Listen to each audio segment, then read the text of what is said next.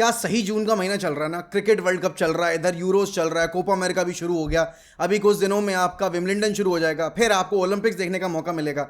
मतलब ये जो 2 महीने रहते थे ना फुटबॉल सीजन के बाद, ये बड़े दुखदाई रहते थे क्योंकि आपको सिर्फ यहाँ पे ट्रांसफर रूमर सुनने को मिलते थे। लेकिन इस वक्त पे जितने भी स्पोर्ट्स फैनेटिक्स हैं, जितने भी आपके फुटबॉल फैनेटिक्स हैं, उनके लिए ये 2 महीने बड़े आसानी से बीत जाएंगे और अगस्त आते आते सिर्फ 10 दिन के 15 दिन के वेग के बाद आपको सीजन शुरू होता मिल जाएगा। बट कल रात में यहाँ पर आपके 2 गेम खेले गए, स्कॉटलैंड और आपकी हंगरी, एंड यहाँ पर आपका जर्मनी वर्सेस आपकी स्विट्जरलैंड।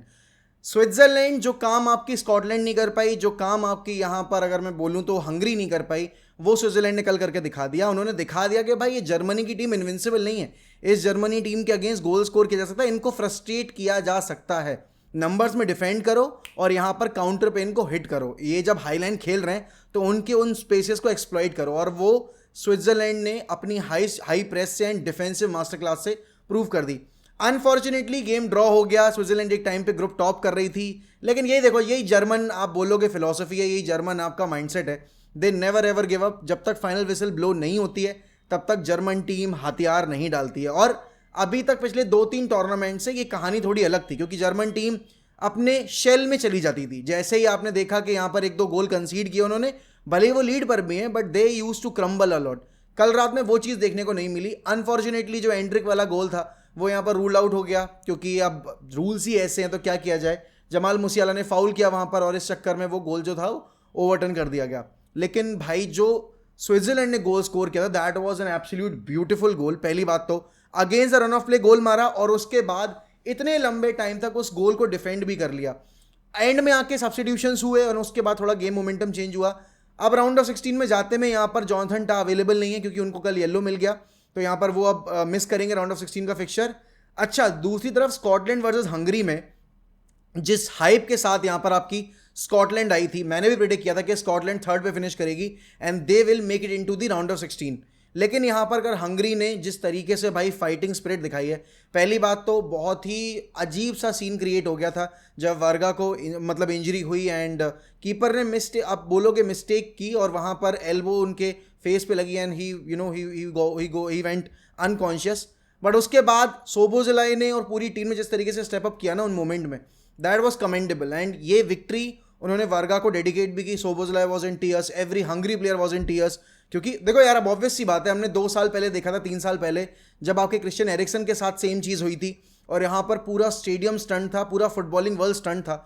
कल भी सेम इंसिडेंट हुआ है। आप ऐसे पैरामेडिक टीम को आते देखोगे and things were looking pretty nasty, but at the end यहाँ पर हमें न्यूज़ पॉजिटिव मिल गई कि उन्होंने कॉन्शियसनेस अपनी गेन कर ली है। He was referred to the hospital और वहाँ पर उनको ध्यान रखा जाएगा उनका। But Hungary qualifying from this group came as a surprise, at least to me. Most of you guys were predicting Hungary अच्छा कर लेगी, लेकिन मुझे ये नहीं लगता था कि स्कॉटलैंड जो कि इतना अच्छा फुटबॉल खेलती हुई आ रही है पिछले 1.5-2 सालों से, उन्होंने वर्ल्ड कप क्वालिफायर्स में भी अच्छा किया था, फिर उन्होंने यूरो क्वालिफायर्स में भी अच्छा किया, क्वालिफाई करके इस ग्रुप तक आ गए। एंड अगर मैं देखूँ तो उन्होंने स्विट्जरलैंड के अगेंस्ट अच्छी फुटबॉल खेली थी, यहाँ पर ड्रॉ निकाला था उनके अगेंस्ट। और हंगरी जो कि पिट गई थी आपकी स्विट्जरलैंड से, स्विट्जरलैंड से, एंड फिर जर्मनी के अगेंस्ट वो डिसेंट खेले थे लेकिन वहाँ वो गेम हार गए थे। वो यहाँ पर आपके बिल्कुल एंड में जाकर आपकी स्कॉटलैंड को हरा देगी, ये सोचा नहीं था। बट फुटबॉल या कोई भी sport is all about unpredictability and that's what we saw last night.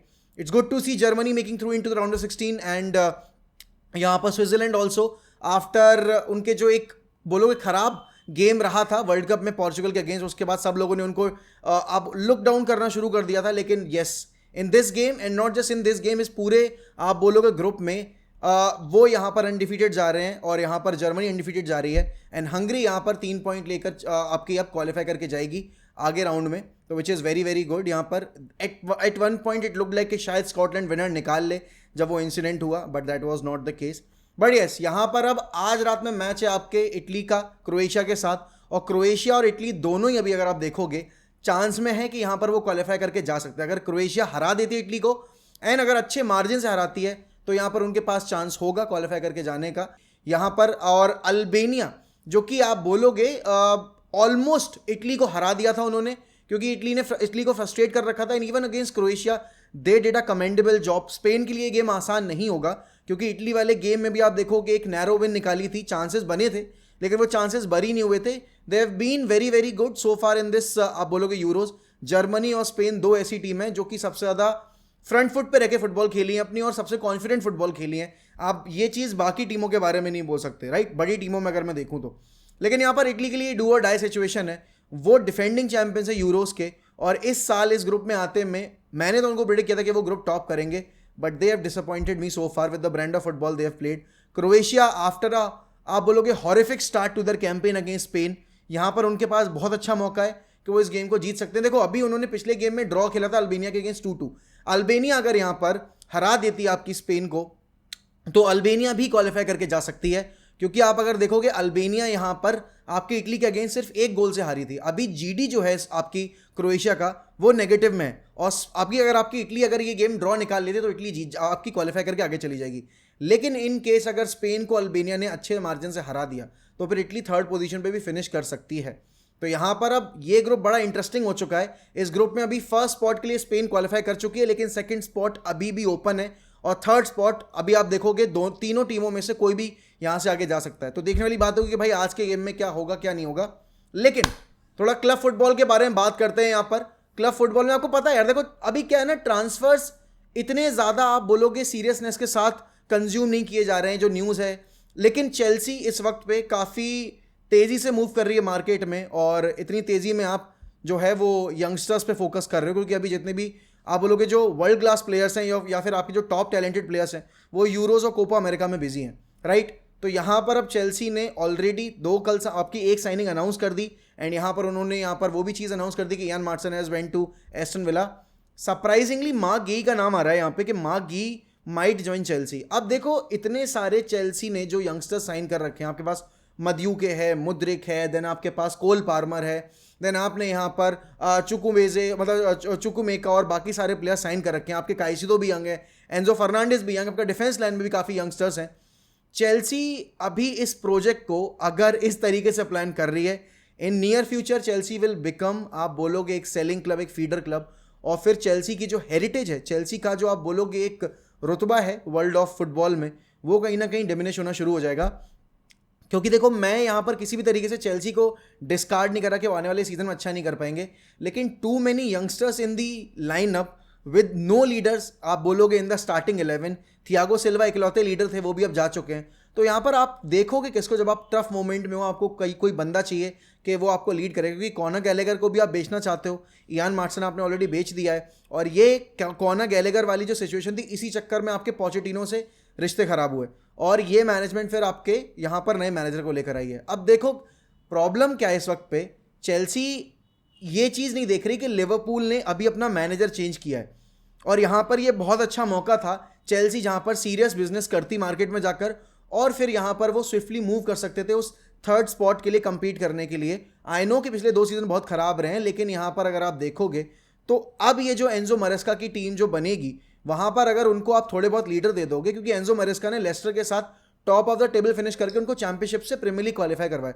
तो इतना खराब मैनेजर तो नहीं है, यंग है, आई गेट इट। लेकिन अगर यंग मैनेजर को एक्सपीरियंस प्लेयर्स की 2-3 अगर साइनिंग्स मिल जाती तो शायद चेल्सी का ये जो season already out of the way जाता दिख रहा है वो थोड़ा पैन अप बेटर तरीके से होता।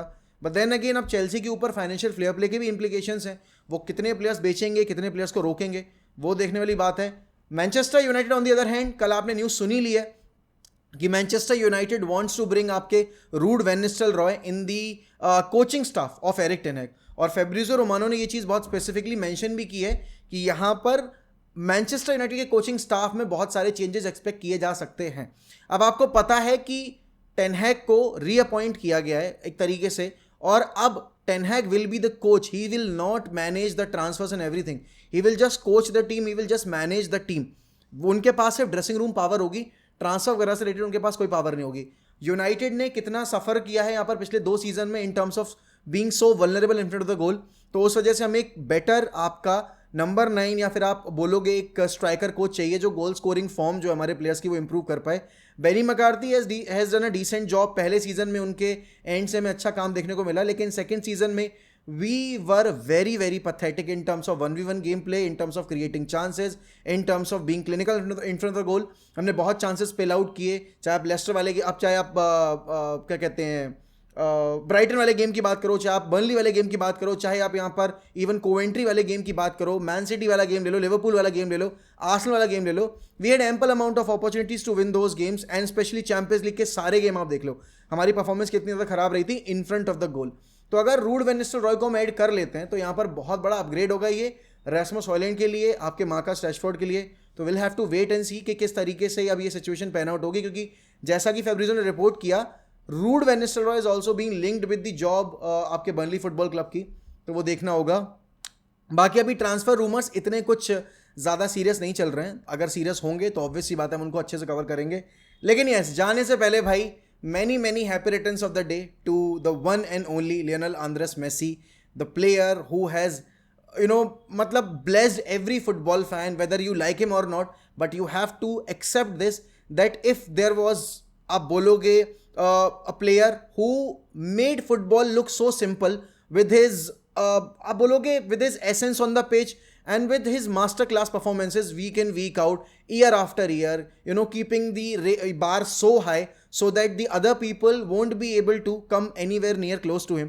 तो लियोनेल आंद्रेस मेसी ने जो अपने करियर में अचीव किया है वो तो उनकी लेगेसी है, लेकिन जितना उन्होंने फुटबॉल फैंस को खुश होने का मौका दिया है, अगर पता है कोई लियोनेल मेसी के बारे में पूछेगा कि what defines Lionel Messi, I think I would not say कि उनके पास 8 बैलन डोर है, उनके पास एक वर्ल्ड कप है, कोपा अमेरिका की ट्रॉफी है, ये है वो है, इतने उनके पास पिचीची अवार्ड्स हैं। I think I would just say this and I would define Lionel Messi's legacy as कि he was a player who basically let people enjoy football in a manner that no one ever let them enjoy that game. Or he made people fall in love with football with his easiness on the ball, with his greatness in front of the goal. And आप बोलोगे यहाँ पर एक और चीज़ जो Lionel Messi को separate करती है बाकी लोगों से, दैट इज़ कि वो बंदा, मतलब आप बोलते हो ना कि कुछ लोग ट्राई करते हैं, एफर्ट मारते हैं अच्छी फुटबॉल खेलने के लिए, he is effortless in that sense, because if you have watched him play for over these many years, then you know ki whatever Lionel Messi does on the football pitch, no one else has the capacity of doing it, and that's a fact. You can't deny it. Being a Ronaldo fan, I have to accept this कि जो Messi का आप बोलोगे football पे control रहता है, the vision that he possesses, no other footballer I've seen doing so, and I hope we get to see Lionel Messi at least for a couple of more years, and उसके बाद there will be a void created by his absence, and फिर उस void को fill कर पाना मेरे ख्याल में possible कभी नहीं हो पाएगा. But with that I'll take a leave. मिलते हैं अगली वीडियो में. Bye bye, take care.